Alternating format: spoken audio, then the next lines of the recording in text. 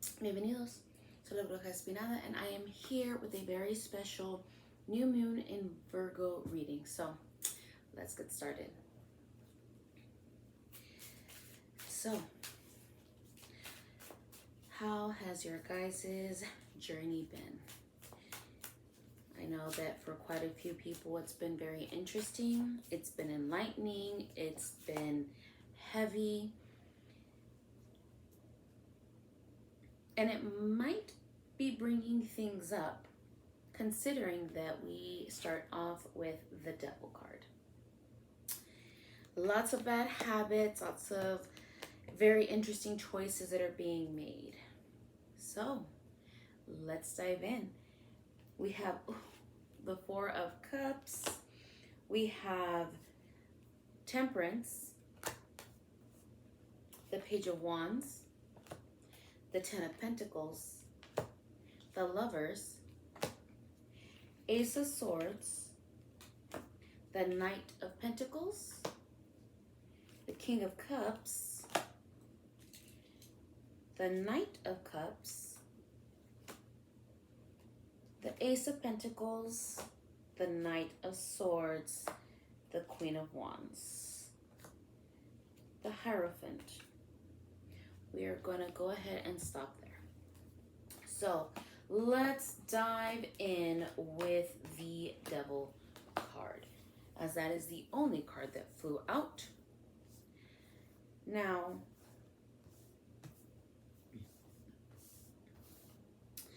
there may be some things that you've been, the word dabbling is what wants to come out, but essentially the Devil card is when we are allowing our vices to, I don't want to use the term take control, but we're just giving into our vices a little bit too much. And this is going to be the primary focus. Now, we are currently out of Mercury retrograde, so you can't blame it on that. You can no longer blame it on Mercury retrograde. We are not in Mercury retrograde. There may be 4 other planets that are retrograding, but this has got nothing to do with Mercury. So, these vices, right? I'm not your mother. I'm not your mother. I am just a messenger. Now, the funny thing is, and the reason why I state I'm not your mother, is I'm not here to chide you. I'm not here to wag a finger at you. It's your life. But if you're here and you were seeking some type of guidance or looking for a message, looking for the sign, here it is. You know, I'm not here to judge, but I also can't listen to you. You can listen to me, though. And this is what's being brought up, the Devil. And the reason why I know you may not want to hear what I'm bringing up is because it's followed by the Four of Cups. The Four of Cups, look at that. That person is in a posture that looks like they are throwing a 2-year-old tantrum. Like the whole concept of like, no, I don't want it. That is what this is giving. That's this vibe right here. Maybe you don't want to let go of that vice that you gave into. That vice can be anything. It could be recreational substances. It could be texting someone you shouldn't be texting. It could be going over to someone's house you shouldn't be going to. It could be feeding into bad habits, like jumping off your healthy meal plan, going to the gym too much and not going because you're using it as a replacement for therapy instead of going to therapy. It could be that you're not going to the gym and you're like, you know what, I'm going to give in to my laziness and just relax, knowing that you're going to dislike yourself about it later.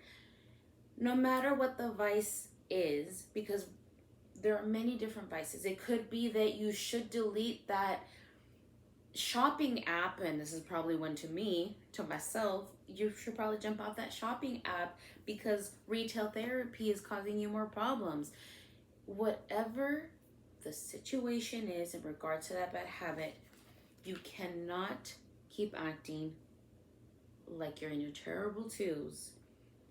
It's time to remember that while things may not have gone exactly the way you wanted, you can't keep throwing a tantrum about it.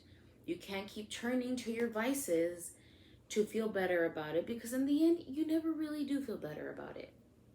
You wind up disliking yourself. You wind up hating yourself for it. You wind up being more disgusted with yourself about it. And then when your bestie finds out, your sibling finds out, your parent finds out, your partner finds out, whoever it is that you turn to vent, you know, they give you that look of like, again, or like, we've talked about this. You don't like it. So why do you keep going back to this vice? Now, you're only shackling yourself to it. You're only shackling yourself to, because all you gotta do is turn around and see that what you truly want is right there. Whatever it is that you truly, truly want. But your impatience, because temperance came out in reverse, your impatience is one of those vices. You want to be like, I've waited long enough. Now, here, back to that tantrum. Guess what? That's not how the world works. That's not how the universe works. Just because you were patient for 30 minutes, if that, does not mean you put in the work. I don't know who that was for, but it was for somebody. Patience is a lifelong practice. It genuinely is. Because how many times has rushing through things worked out for you in the long run?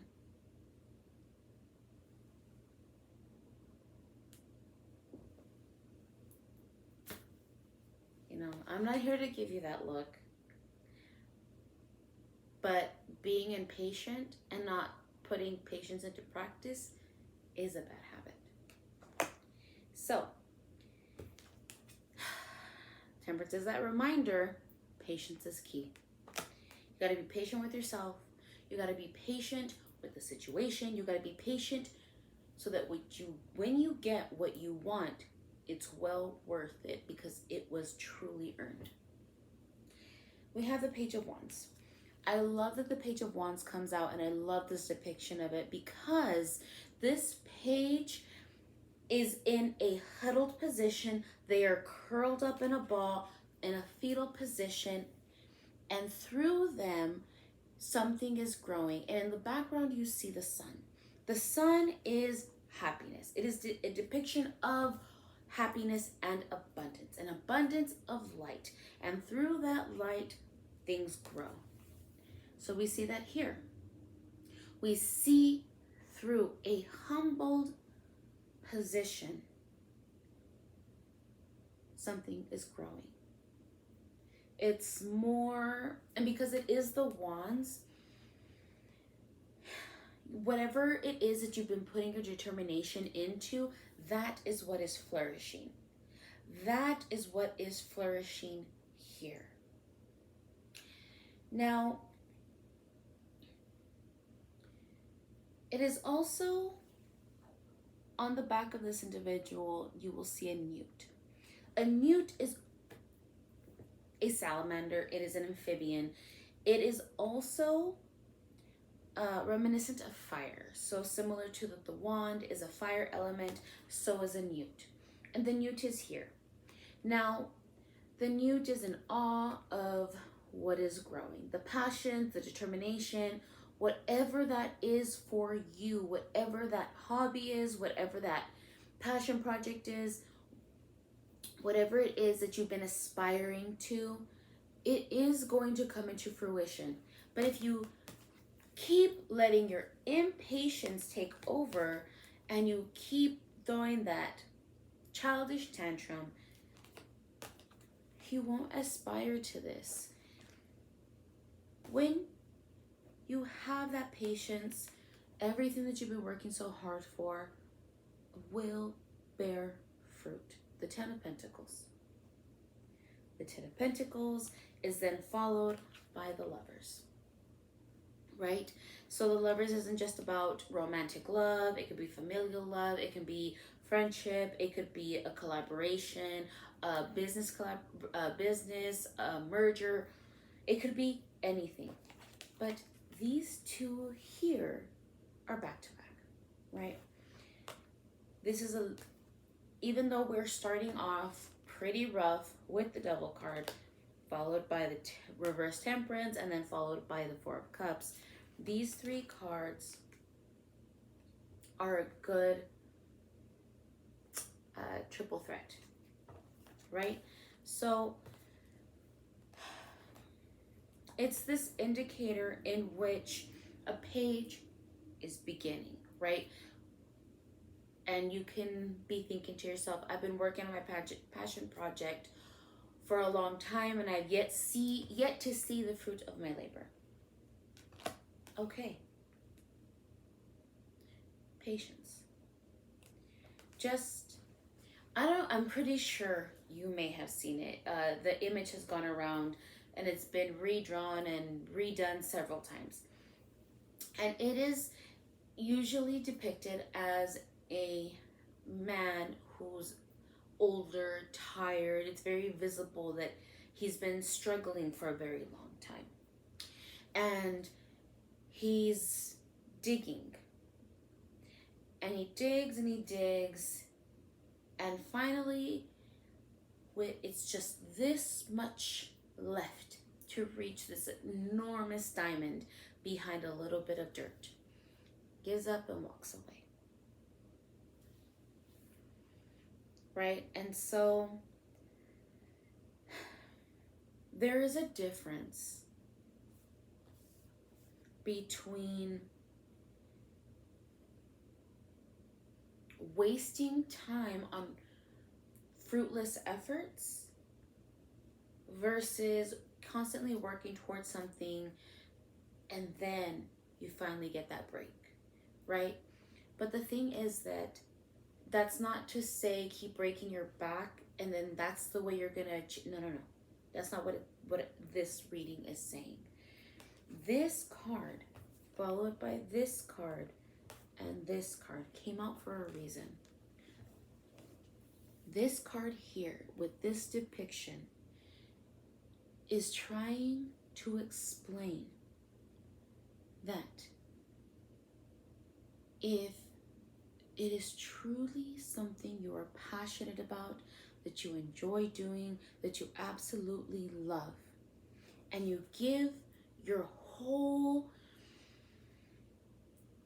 love for it, you take all that energy of that love and passion for what it is that you are doing, how are you losing? How are you losing? There is no loss in it because that in and of itself is a win. That's not going to say that, again, that it's fruitless, that it's like, oh, it's just something that I do for fun. And usually when you apply that energy into the passionate things you do, because sometimes people do things just for the fun of it. Just for the fun of it. And yet, recognition comes along with it. Monetary prizes come along with it. Gigs are booked. Job offers are done. Making connections, building those resources. They come along with that. And why is it? Because it's not just some meaningless thing that you're dredging away at. It's something, when you are truly passionate in it, it radiates from your very being. It bursts out and it is seen by all. And that makes a huge difference. That makes a huge difference. Have you ever gone to a concert or gone to see a band or gone to see a performance, and you can tell the difference between people that are doing it just to do it and people that are truly, truly giving it their all and they're lost in the passion of it. That's what this is, right? And so as you allow yourself to give your whole being, your whole essence into what this passion is, the abundance is just going to flow. Now, we are met with the Ace of Swords, right? The Ace of Swords, again, it's an ace, it's a beginning. It is the new moon.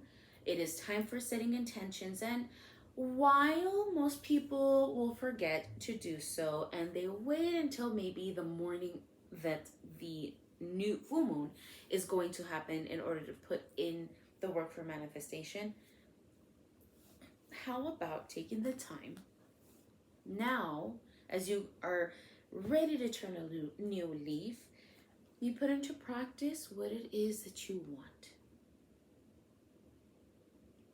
You start working on verbalizing, even if it's in your car when you're by yourself, when you're in the shower by yourself, so that you don't feel like anyone's judging you and the universe can hear you. Focus on how it is that you speak the things that you intend on accomplishing in the manners of that you already have them.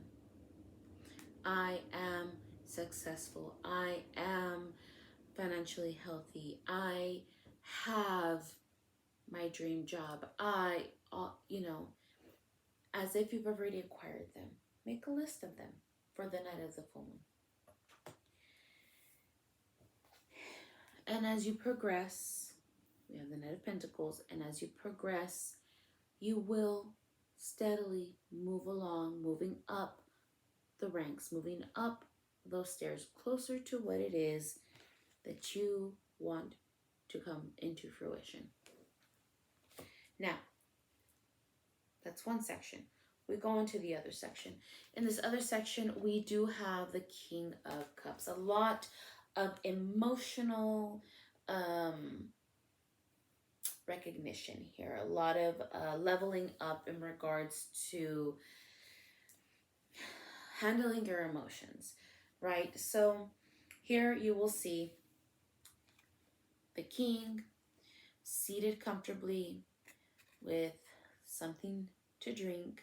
There's a flying fish here, and it looks like their head is in the clouds. There's a lot to think about right now. And in order to achieve the level of a King of Cups, you must have come from the level of the Knight of Cups. This isn't a page, this is a knight, meaning there has been work that has been started, that has been made, a transition of working on your emotional and mental well-being, which is great, right? This is just that indicator of transition. You're not reverting, but this is an indicator that you're leveling up, okay? You're leveling up. And a lot of that does have to do with your resources. You're going to have more resources coming to you. That doesn't just mean that it's monetary. That doesn't just mean that it's informational, but you might be making new connections. You might be offered an opportunity. You might, there are different functions in which you will attend, or networking events, study group, job interview. There is going to be a shift. And the reason why I say it's a shift is because in this imagery here, we see a pathway. We see a pathway, and the resource is being handed to you. The pentacle, that resource is being handed. Like it's coming from the gods, like it's coming from the heavens. whatever it is, from a different dimension, whatever it is that you believe, there is something coming to you that is going to help you level up from Knight of Cups towards King of Cups. Now, again, communication is key because we have the Knight of Swords. This is not the first time we've had it. It's come out again. The way that you speak makes a huge difference. And because this is the Knight of Swords and not the Page of Swords, you've learned a little bit, right? This has indicated that you're more knowledgeable since the last time that you've tried to manifest something, that when you first set your intentions. This is an indicator recognizing that yes, you've learned some, and now as it's going to be the new moon, it's time to apply the things that you've learned. Now, we're followed by two final cards, which are the Queen of Wands and the Hierophant. Now, it's very interesting that these two come out back to back, because the Queen of Wands is someone who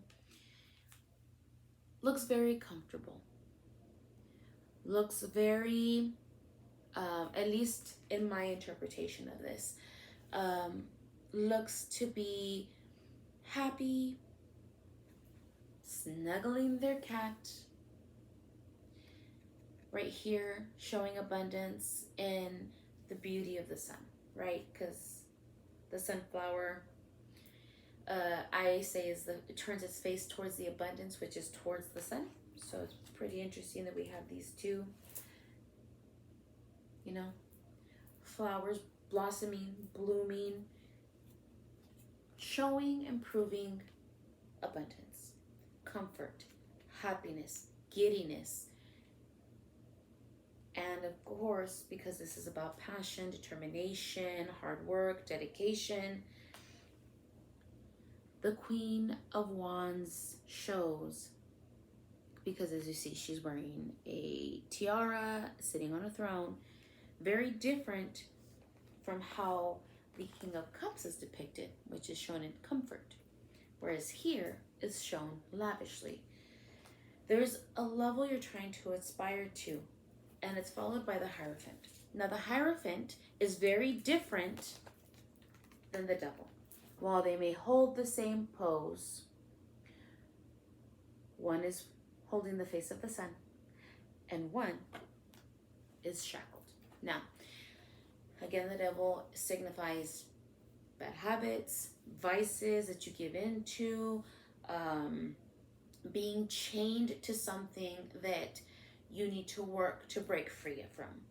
Now, the Hierophant is here because the Hierophant is a significant indicator of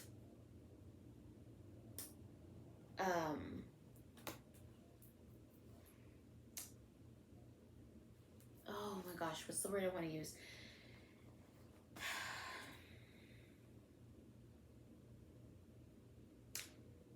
Oh my God, I can't think of the word right now.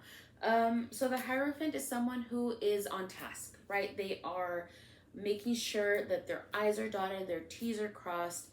They are they're tactful. Everything that they do is by the book. And I say this as in, it doesn't have to do with law necessarily, but they're following all the steps needed to get to where they go. And they're strict. They're that's not the word that almost came out. The reason why I used strict, because the example I wanted to use, it's like when someone is training and let's say they're on a cut in regards to, let's say, losing weight or running a marathon or trying to ace a test. They are being very diligent about what it is that they're doing, right? They're very diligent, they're very practical, they're very mindful of what it is that they're doing. So the word's still not coming out, the one I want to look for. But what it is that if you want to lose weight, depending on your personal situation, generically, you would be on a what's called a cut, right? So you cut your you have to put yourself on a calorie deficit. You have to eat a little bit less calories than what you do on an average day in order to acquire the weight that you want. And a lot of the times, like bodybuilders, they will make sure that they're eating enough, but they will still be within a deficit. So they modify what it is that they are eating, and they become stricter, right? So they forego any excess sugars, they forego carbs that aren't going to help them get to where they want. They stick to primarily lean protein, lots of greens, healthy carbs, all this stuff, right? They are very, very strict in their regimen in order to achieve this goal. Same as when you're studying. You know what? I'm gonna stop watching these shows. I'm not gonna binge anything right now. And Monday through Thursday, I'm gonna spend 2 hours studying this equation. I'm gonna read what I have to read. I'm gonna review everything, all my class notes, in order to ensure that I'm going to ace this test. That's what the Hierophant is. It's someone that puts themselves on a stricter regime in order to achieve what it is that they're striving for. And you know what you have to do, which is why it's a complete 180 from the beginning of this reading to the end of this reading, right? That's why this reading is the way that it is, because it is a reminder of what is going to be handed to you, but it's not without putting in the work and allowing yourself to be patient in the process. Woo! So let's continue on. Mighty Fates, what additional lesson do you have to complete this reading? So yeah, like I stated, it's no longer Mercury retrograde. Everything you do now, you are wholeheartedly responsible for. Mighty Fates. One card, please. You have, let's see, Surrender. Surrender. I don't think I've ever pulled this card either, so it'll be interesting to learn along with you guys what surrender has to say. And interestingly enough, the element is water. So here we go. Surrender. We often hear the word surrender being thrown around intentional communities, and rightfully so. This is one of the primary lessons we are on earth to learn. It is also one of the most challenging. To surrender is to have our human nature take a back seat. It is not easy, and we can find ourselves saying, I know how I should look at this. But we struggle when it comes to actually embodying and putting it into practice. When we are working with longer concepts, it is important to break it down. Rather than embracing surrender like a mantra, enter into a dialogue with it. What does it mean? What does it look like? If you were to surrender, how would you feel? How would you move through life? How would your heart, soul, mind, and body feel? With the situation at hand, how would you engage differently? What are the small things you can do daily that hold a container for surrender? Consider journaling around these questions and sit with what this card means for you. Woof! I can't make this shit up, guys. I can't make this shit up. So, animal spirit guides. Well, that was fast. I believe, if I'm not wrong, we had this with the last one. the last reading, but it's Wombat Spirit. Be at home. Be at home.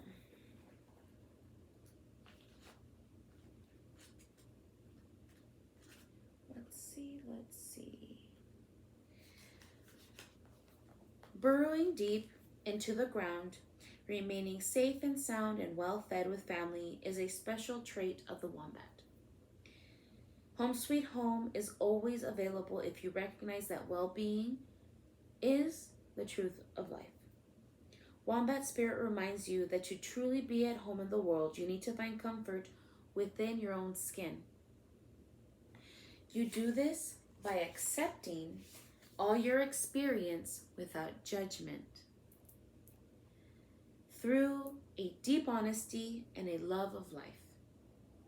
When you feel the freedom to be yourself, you can begin to truly feel at home in your life, with your family and tribe. Right now, you're in a beautiful place where you can hang up the coat of your identity and settle into a true sense of home and well-being, understanding that all is well. Everything you do from this place rings true in harmony with Spirit. Could it be that you're not feeling comfortable in your own skin, thinking that the only way you can be with others is to hide under the protection of a mask or identity you created to protect yourself from getting hurt? This mask or persona is supposed to make you look strong, but it really just robs you of your integrity. Wombat Spirit arrives to nudge you to drop the false masks, because it is not others who will hurt you now. It is you who are hurting yourself when you aren't being authentic. It's okay though. You can course correct if you're willing to be yourself no matter what comes, even if others are not in agreement with your authenticity. You are safe with Spirit. Now, it has a lot to do with the message of surrender. It has a lot to do with the changes that are going to be happening. So, as these transitions occur, good things are going to blossom. So, I sincerely hope this message helped. And, of course, as always, I will see you guys next time.